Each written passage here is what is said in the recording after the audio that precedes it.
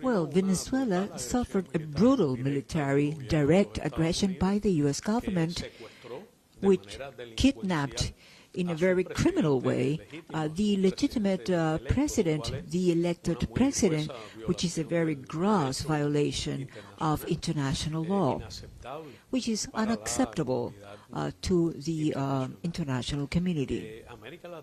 Latin America, of course, evolves continuously, and so is the case with the Caribbean. I should say that Cuba has a very good position in our region. It receives broad solidarity and very positive relations with different governments, as well as a very close relationship with Latin American and Caribbean countries. The main problem is the implementation by the U.S. government of an old and awkward doctrine called and named after a former president, the Monroe Doctrine, which has been recently updated by a so-called Trump corollary, considering Latin America and the Caribbean as the backyard of the U.S., as a zone of influence.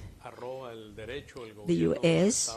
is taking up the right to threaten to apply coercive unilateral measures by means of acts of domination, trying to take hold of natural resources or enclaves they consider strategic, including maritime or air routes or paths, with the pernicious effect on the independence and the sovereignty of our peoples.